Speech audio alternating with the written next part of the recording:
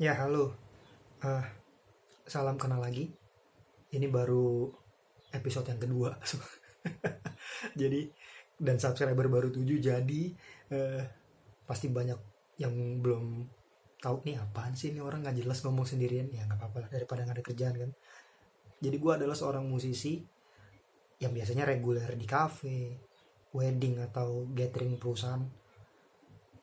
Tapi kan udah 2 tahun ini kan kita tahu situasi lagi kayak gini ya. Nggak apa-apa. Yang penting kita masih sehat ya. Jadi kita eh, dikasih kesempatan lagi untuk belajar lah, minimal untuk belajar lagi lah apa yang mesti kita perbuat nextnya. Oke, karena gue seorang musisi, channel ini akan membahas apapun tentang musik. Random aja lah, yang ada di otak gue aja lah ya. Tapi kayaknya ya bakalan kebanyakan kita akan melihat nilai-nilai atau pelajaran-pelajaran apa ini yang bisa kita petik dari musisi-musisi yang ada di Indonesia atau yang ada di luar ya. Dan di episode kedua ini gue mau bahas Pamungkas nih. Wah, ini ajaib. Orang ajaib nih gue. Jadi Pamungkas itu bikin series ya, mungkin teman-teman udah banyak yang nonton juga. Bikin series apa ya, cara lagi deh. Proses dia rekaman solipsism yang kedua. Solipsism yang pertama kan kalau nggak salah di take down ya. Soalnya gue cari di Spotify gitu, di YouTube juga nggak ada deh, kayak di take down deh. Sekarang semua solipsism yang kedua, yang dia retake ulang gitu kan.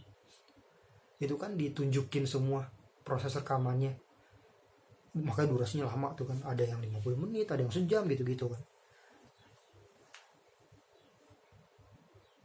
Kalau dulu itu adalah dapur yang apa ya namanya ya, bukan dapur rekaman ya, itu maksudnya dapur tuh ini tuh orang nggak boleh tahu nih, ntar hasilnya kebongkar dong gitu kan. Kalau sekarang kan apa-apa sekarang udah dibuka semua kan.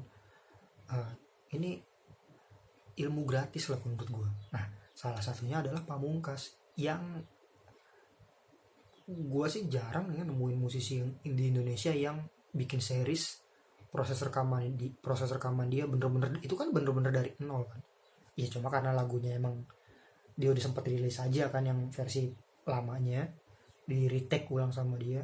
Cuma kan bener-bener dari dia nyari metronom, metronomnya nggak enak nih, kecepetan. Metronom tuh tempo ya, temponya kecepetan, temponya kelamatan, cari nada dasar, dinaikin lah, diturunin lah, ntar udah jadi.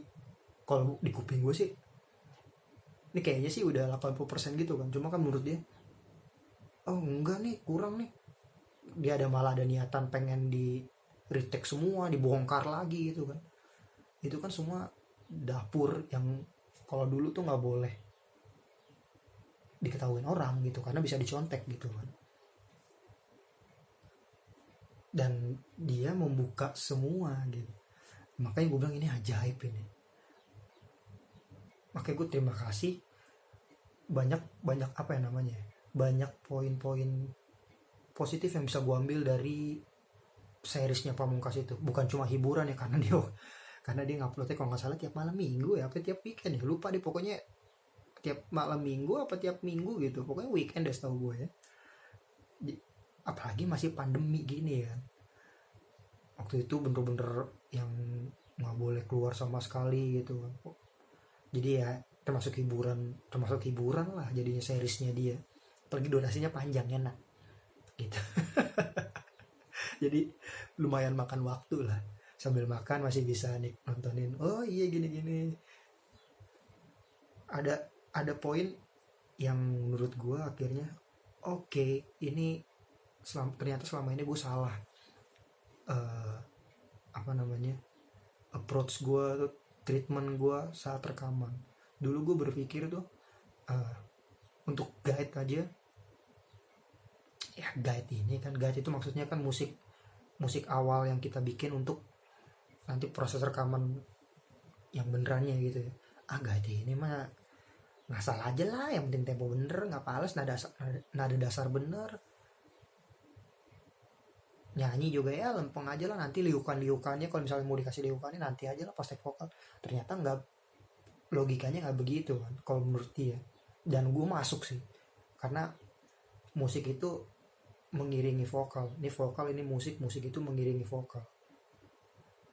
Jadi musik itu nggak boleh lebih macem-macem dari vokal. Ini dalam industri dalam musik pop ya. Jadi ya makanya dibilang vokalnya tuh kalau bisa tuh 80% udah jadi. Jadi kita tahu musiknya mau saat, walaupun nggak ada bayangan musik mau diapain, tapi minimal tahu oh vokalnya begini. Kalau dimasukin not ini, oh nabrak gitu kan. Itu kan masalah nabrak nggak nabrak kan bukan masalah teknik ya. Itu kan masalah rasa aja, oh kayaknya nabrak deh gitu kan. Itu kan bisa dirasain kan. Makanya vokalnya dibilang kalau bisa saat guide pun 80% udah jadi. Gue bilang oke, ya masuk. Ada lagi ini khusus untuk vokalis menurut gue. Dibilang ini nada dasar itu penting banget. Karena ngenakin lagu kan. Otomatis kalau nada dasar kita salah ya, kita nyanyinya juga mikir, nggak enak lah jadinya. Nah, ini banyak vokalis yang menurut gue kurang paham nada dasar. Jadinya tuh bukan cuma kan nyanyi lo jadi mikir atau lo ngebawainnya nggak enak, tapi kan alat tempur ini pita suara. Jadi ya menurut gue sih kalau lo salah nada dasar sih akan berimbasnya tuh kemana-mana. Yang paling penting ya pita suara itu, bukan cuma lagu lo doang nggak enak kan, pita suara lo juga jadi nggak enak gitu. Kalau pita suara lo udah nggak enak ya lo kelar. Kalau lo Adele, lo bisa asuransi deh pita suara. Itu juga penyembuhannya lama bener kan Adele, makanya kan Adele, siapa lagi, Meghan Trainor, Jessie J juga pernah kan. Jessie J sampai sempat depresi karena rusak gitu, sampai berapa lama nggak bisa nyanyi gitu kan, sampai depresi. Ya iyalah gila, lu penyanyi nggak bisa nyanyi lagi. Sama kayak lo gitaris, tangan lo cantengan nih, jari telunjuk gitu kan, yang kemungkinan besar dipakai nih jari telunjuk nih kan. Ya lo kelar lah gitu. Lo pasti depresi, lo kepikiran, stres. Nah itu dia yang dari seriesnya si Pamungkas. Akhirnya gue banyak masukan input positif yang dulunya gue nggak tahu. Ya mungkin kalau teman-teman udah tahu sebelumnya, bersyukurlah karena ilmunya udah ada duluan. Paling nggak buat gue itu adalah tontonan yang positif. Apalagi dia pas take drum ditutupin sorbet lagi apa selimut lah, apalah, kain lah gitu, supaya nggak buzzing kali ya. Kalau buzzing kalau snare drum tuh kadang-kadang suka suara zzz, gitu loh. Aduh, kayak suara listrik ya, tapi ya begitu deh. Kalau lo ke studio ngerti tuh suka bunyi zzz gitu snare drum kan. Ya mungkin kali ya ditutup gitu atau gimana, gue nggak ngerti. Terus dia ngobrolin soal, dia kasih unjuk efeknya panjang begitu kan. Pamungkas kan panjang banget efeknya kan, buset deh. Ya dia bilang ini itu bukan karena buat gaya-gayaan atau buat keren-kerenan atau sok-sok ribet jadi ngeributin. Wah, kesannya kalau dilihat orang, buset ribet amat Pamungkas. Nggak kayak gitu kan ternyata. Emang itu kebutuhan soal tanggung jawabnya dia. Makanya dia emang butuh begitu. Karena dia bikin dari nol, dari ide yang belum ada bayangan ini lagu mau dibawa kemana ya, musiknya kayak gimana ya. Dia yang bikin, oke soundnya begini. Makanya dia tahu gue butuh soundnya tuh kayak gini. Makanya tuh itu panjang banget, dan dia nggak pakai ampli kan. Jadi di bawah pedal boardnya itu ada preamp lagi kan, buat elektrik, buat akustik. Preampnya sih ya dari sini sih sebenarnya, dari efeknya dia sih. Dia pakai BB preamp sama apa gue lupa. Ini agak teknis, sorry ya. Di bawahnya tapi tinggal colok kalau misalnya mau akustik ya, tinggal colok ke yang channel akustik. Kalau yang elektrik tinggal colok ke channel yang elektrik, gitarnya maksudnya. Di situ aja gue takjub, karena jarang gue lihat,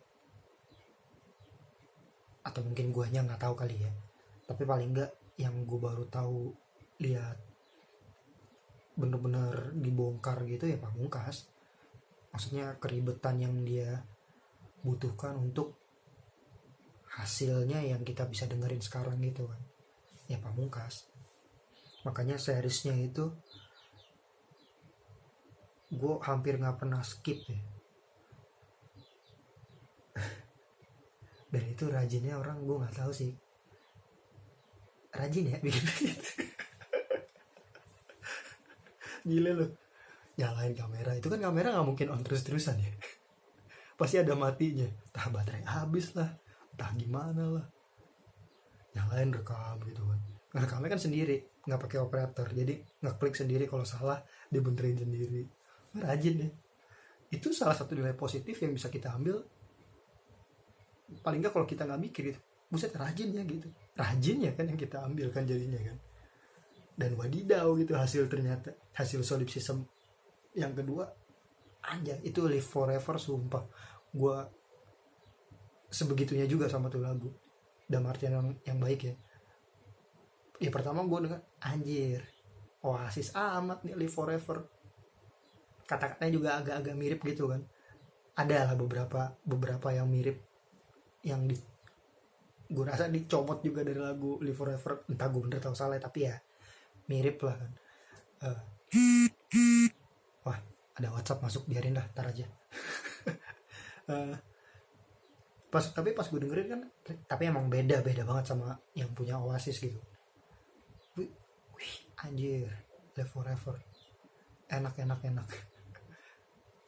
Jadinya apa namanya ya, itu menunjukkan lagi kalau kita emang harus sebegitunya saat pengen ngeluarin karya gitu.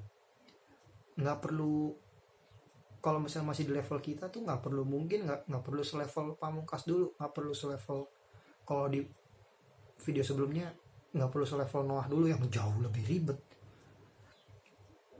Tapi paling nggak sebaik yang kita mampu, itulah keluarin aja, nggak apa-apa saat itu. Misalnya kita keluarin hari ini, kualitas kita sekian, kita keluarin lagu nih, lagu A single, nanti saat kita pengen ngeluarin single ke B, kalau bisa lebih baik gitu kan. Walaupun pas ini kualitasnya jauh di bawah standar gitu misalnya, karena ada kualitas di bawah standar kan, nggak apa-apa. Tapi paling nggak itu yang kita bisa, bukan karena kita males saja, tapi yang kita bisa, kita mampu, alat yang kita punya, ilmu yang kita punya, cuma bisa segitu ya nggak apa-apa gitu. Tapi emang bener-bener udah mentok gitu kan. Nanti setelah itu baru upgrade pelan-pelan. Itu yang salah satu yang gue ambil nilai-nilai positifnya dari nonton series Pamungkas. Ya mudah-mudahan lo juga menemukan hal-hal positif dari yang series itu ya. Atau kalau ada ya silahkan komen aja, nggak apa-apa. Kalau nggak ada ya nggak apa-apa juga sih. Buat hiburan aja ya. Oke. Nanti nextnya gue nggak tahu mau bahas apa. Terima kasih kalau misalnya udah ada yang nonton. Sampai ketemu nanti ya, jempolnya nggak kelihatan. Nah, sampai ketemu nanti.